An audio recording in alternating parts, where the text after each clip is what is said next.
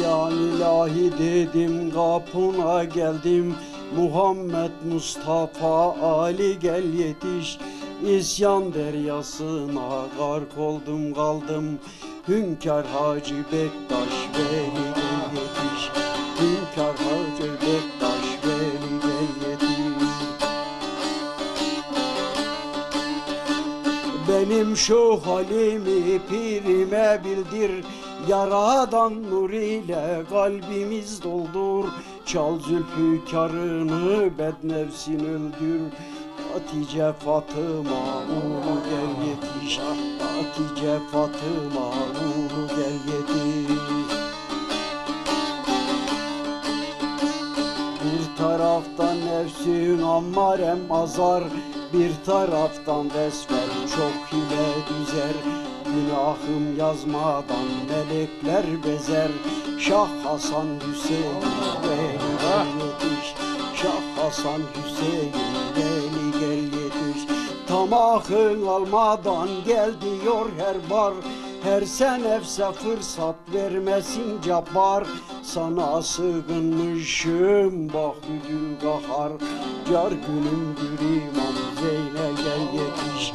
Car günümdür İmam Zeynel gel yetiş.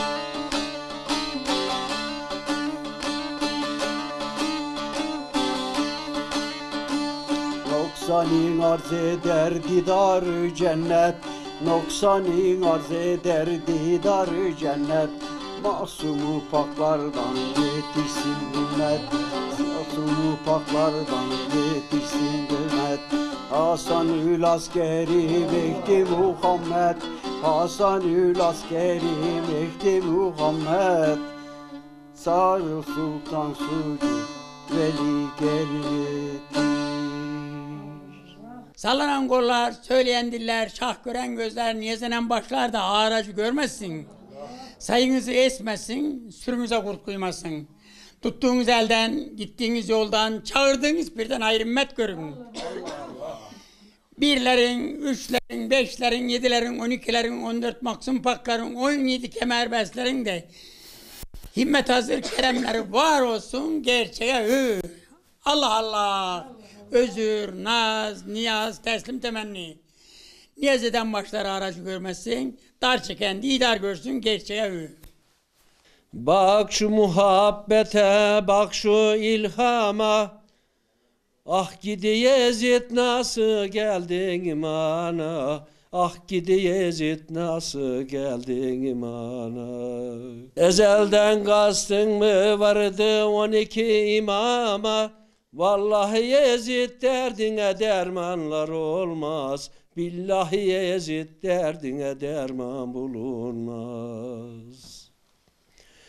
Ehl-i Beyt'in haymalarını sen soydun, 14 masumlara nasıllar kıydın, 14 masumlara nasıllar kıydın. Deveye bindirip Şam'a gönderdin, vallahi Yezid derdine dermanlar olmaz, billahi Yezid derdine derman bulunmaz.